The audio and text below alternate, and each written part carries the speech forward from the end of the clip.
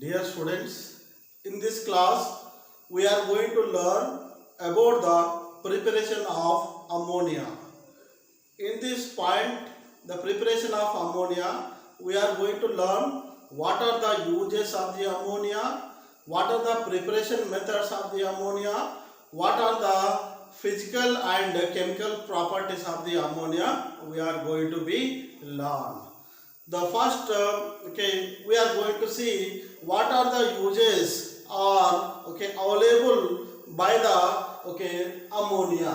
So the main uses of the ammonia is highly useful to the preparation of nitrogenous fertilizers. Nitrogenous fertilizers like ammonium nitrate, this is the diammonium ketone, also called as urea, ammonium sulfate, ammonium phosphate. These are the nitrogenous fertilizers are preparing by the help of the ammonia. It is the first use of the ammonia is the ammonia is useful to the preparation of nitrogenous fertilizers. Second use of the ammonia is it is useful to the manufacturing of nitric acid, that is the HNO3. Okay, so another use of the ammonia is manufacturing of the nitric acid. Again,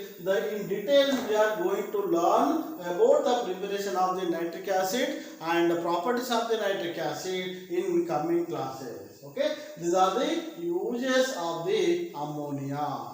And the second point, how we can prepare this ammonia in laboratory methods and industrial methods or commercial method. Okay, in the laboratory methods, first methods we can prepare by the decay of urea.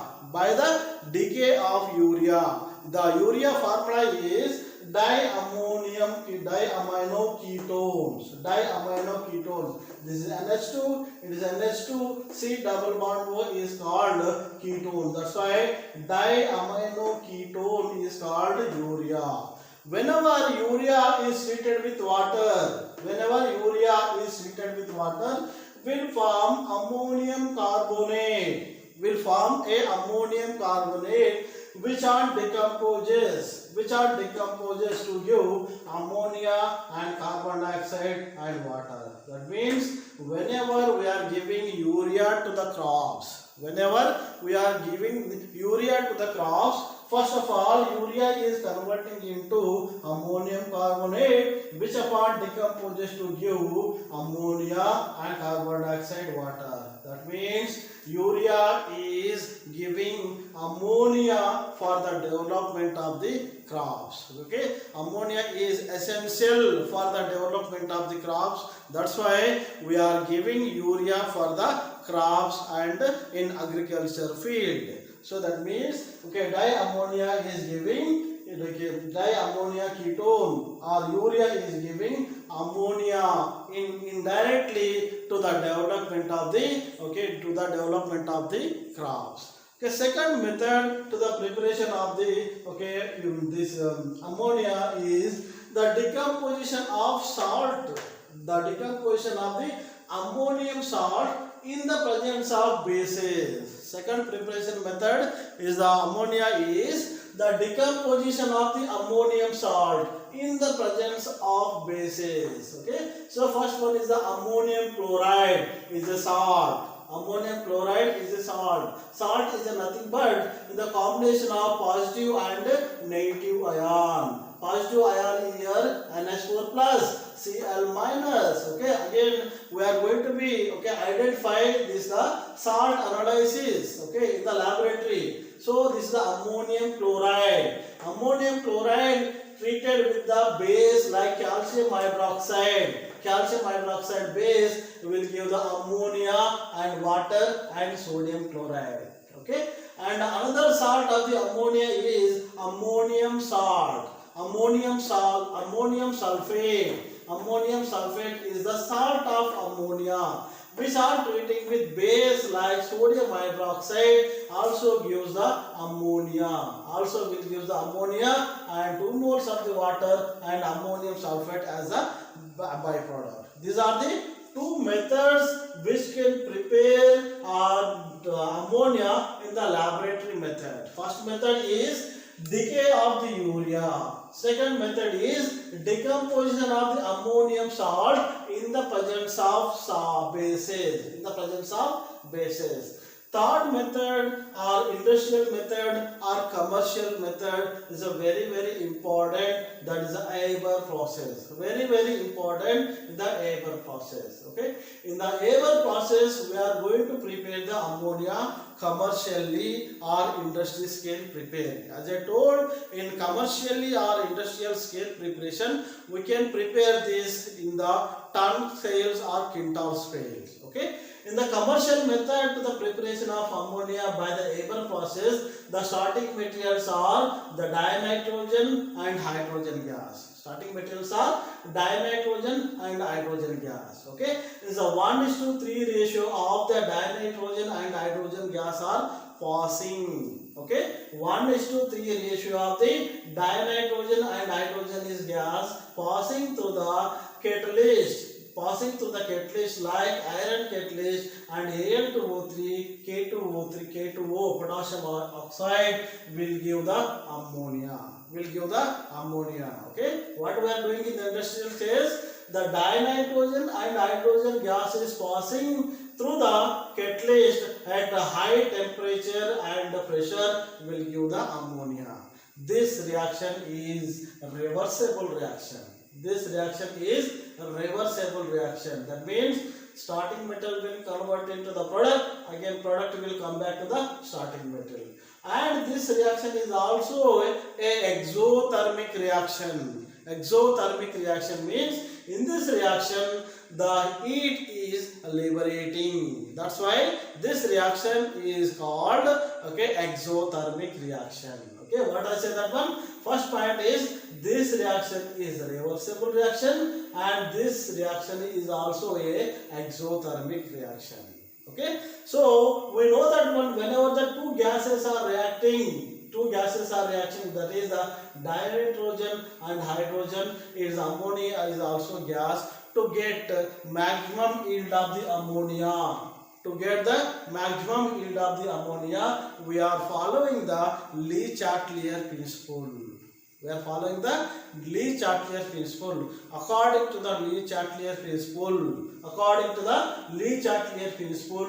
low temperature and high pressure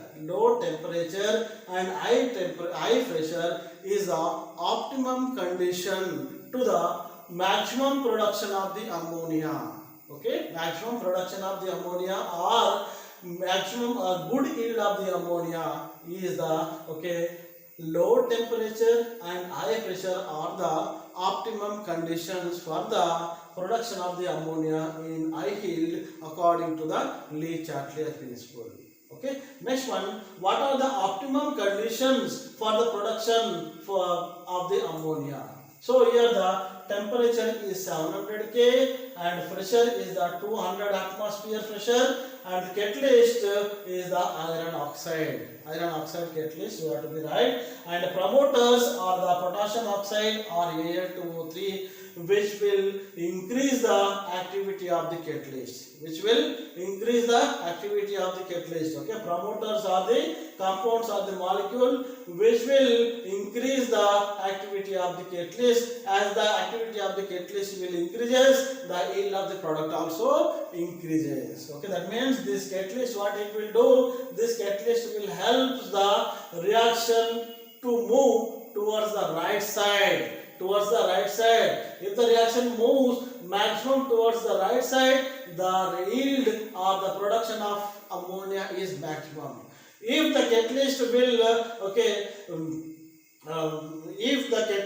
make the reaction towards the left side, what will happen? Again we will go back to the starting materials like dinitrogen and hydrogen. Okay, there is no formation of ammonia. That's why these catalysts are helping to move the equilibrium towards the right side. These catalysts are helping to move the equilibrium towards the right side of the reaction to get the maximum yield of the ammonia. This is the Haber process to the preparation of the ammonia. Very simple. In the Haber process ammonia, we are combining the nitrogen gas and hydrogen gas in 1:3 ratio in the presence of iron catalyst and K2O and Al2O3 at 700 Kelvin temperature and 200 atmosphere pressures will give the ammonia. Okay, once again I am repeating, this reaction is a reversible reaction and okay, it is a exothermic reaction. Okay, you must write this reaction condition in the examination. This is the important question. Okay, this is the important questions. Normally we will ask, give the preparation method of the ammonia. Okay, normally we will ask this one. Okay, if you write only the one equations without writing this one, okay, you will get, okay, maybe get, okay, 1 marks like that one. Only if you mention this all conditions, you will get, okay, how many marks awarded for these questions. Okay, that's why these optimum conditions are very important. Very simple. In the Haber process to the preparation of ammonia, so dinitrogen and hydrogen gas is taking 1:3 ratio. It's a 1 molecule. This is the 3 molecules. That's why 1:3 ratio of dinitrogen and hydrogen in the presence of iron catalyst at 700 Kelvin and 200 atmosphere pressure will give the ammonia.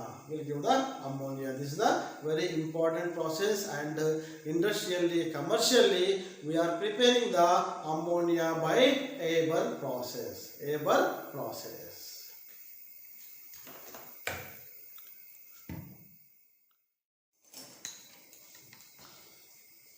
Properties of ammonia. Okay, properties already we studied the preparation methods of the ammonia. Next one, the properties of the ammonia. Okay, so ammonia is a colorless gas with pungent odor. Okay, ammonia is a colorless gas with pungent odor. That means we can recognize the smell of the ammonia. Okay, we can recognize the smell of the ammonia. Okay, just we learned in the last class, dinitrogen is a colorless, odorless, tasteless gas. Okay, but ammonia is a colorless gas but with pungent odor. Okay, by smelling you can identify the ammonium gas. Okay, the boiling point of ammonia is 239 Kelvin and freezing point is 195 Kelvin. So boiling point of the ammonia is 239 Kelvin. That is the liquid ammonia. Okay, and freezing point is 195 Kelvin. Okay, so ammonia geometry is pyramidal geometry. Shape of the ammonia is pyramidal geometry with the sp3 hybridization, and it is having 3 bond pair and 1 lone pair. 3 bond pair and 1 lone pair. Okay, so we know that one, it is a 50th group element or 5th group element. That means in outermost orbital of this group elements are having 5 electrons. In these 5 electrons, 3 electrons are involving in bonding with 3 hydrogens. 1, 2, 3. Therefore 3 bond pairs. So how many remaining electrons are left? Another 2 electrons are left on the nitrogens or 15th group. These 2 electrons are, this is the lone pair or unpaired electrons are present on the nitrogen. That's why, so ammonia is having 3 bond pairs. Ammonia is having 3 bond pairs and 1 lone pair.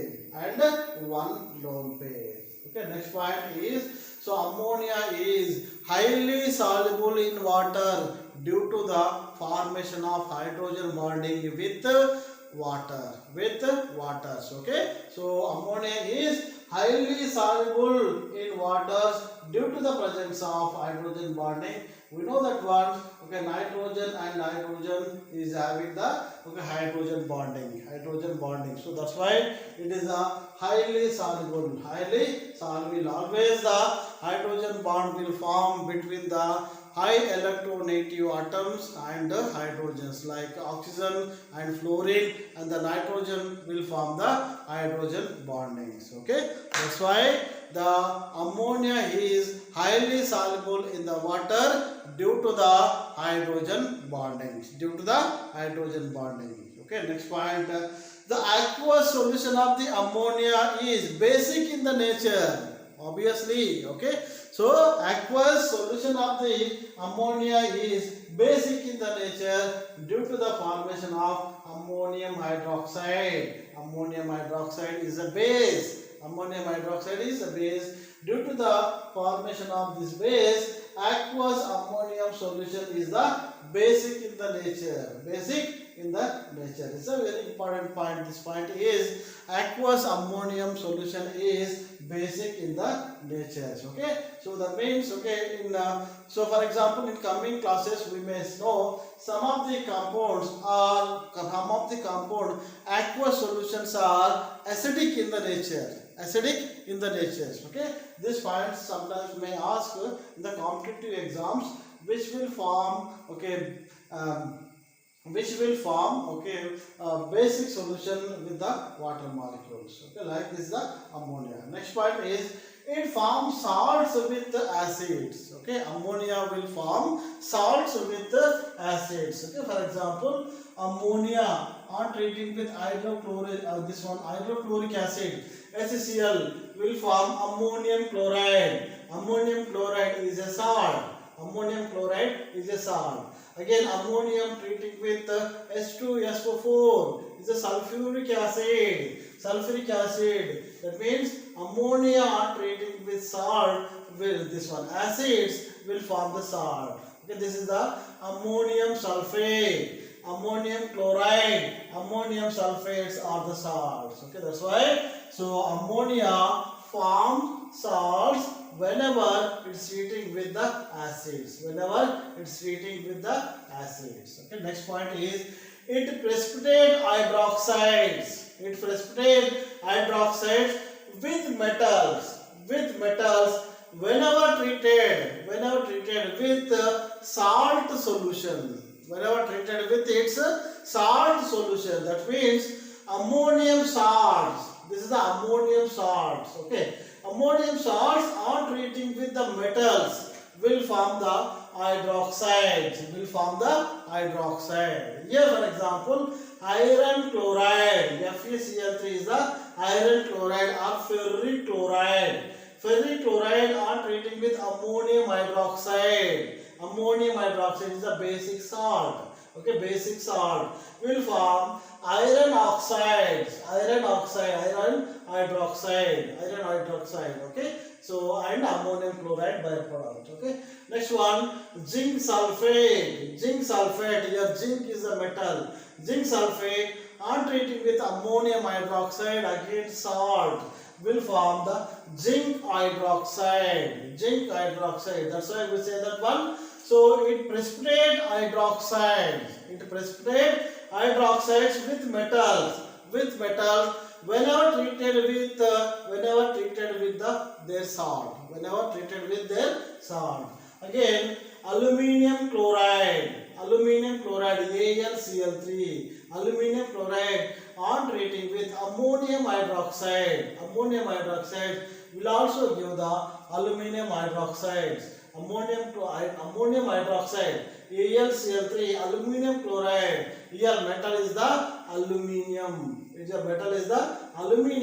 On treating with ammonium hydroxide will give aluminium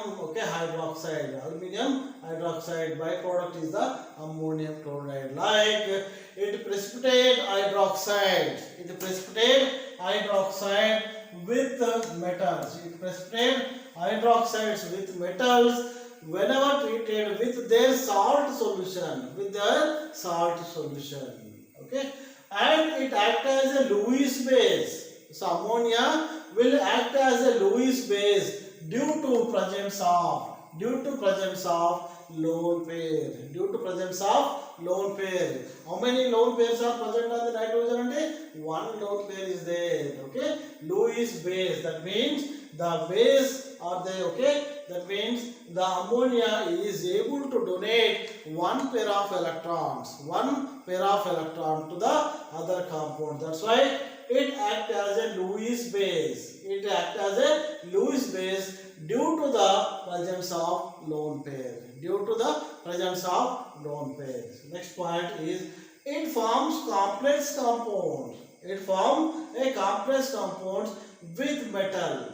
Okay, it forms a complex compound with metals, and this reaction that means the reaction between ammonia and metals is useful or helpful to detection of the copper and silver metals. Detection of the copper and silver metals. What I say that one? It forms a complex compound or coordinations compound. What are the coordination compounds and what are the complex compounds?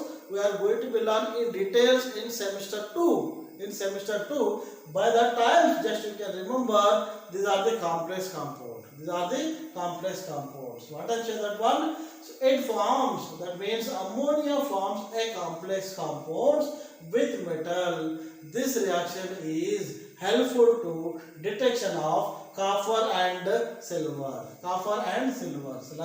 So copper are treating with ammonia. Copper are treating with ammonia. Copper are treating with the ammonia. Okay.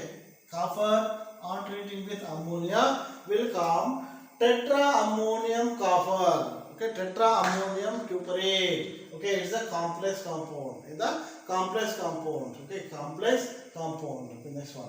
Next one, silver are treating with ammonia. Silver are treating with silver are treating with the ammonia. This is the 4 moles of ammonia. Okay, cuprate or copper are treating with 4 moles of ammonia will give tetraammonium cuprate. Okay, tetraammonium cuprate will give a complex compound.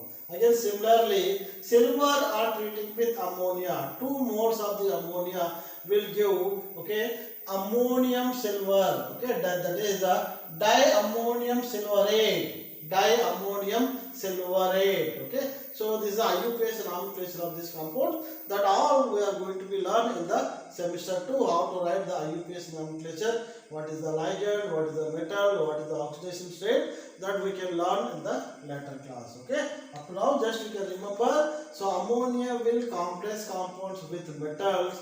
This reaction, that means the reaction between ammonia and metal is helpful to detection of copper and silver. It is helpful to detection of copper and silver. Okay, and silver chloride dissolves in ammonia. Dissolves in ammonia. Silver chloride is dissolves in ammonia. Whenever dissolving the silver chloride with ammonia, it will also form a complex compound. It will also form a complex compound. Okay, this is the properties of the ammonia. These are the properties of the ammonia. Silver chloride dissolves the ammonia and it will form the diammonium silverate. It is also a +1 oxidation state. +1 oxidation state. It is a complex compound formation. Okay. Just once again I will repeat. It is the first one is the colorless gas with pungent odor.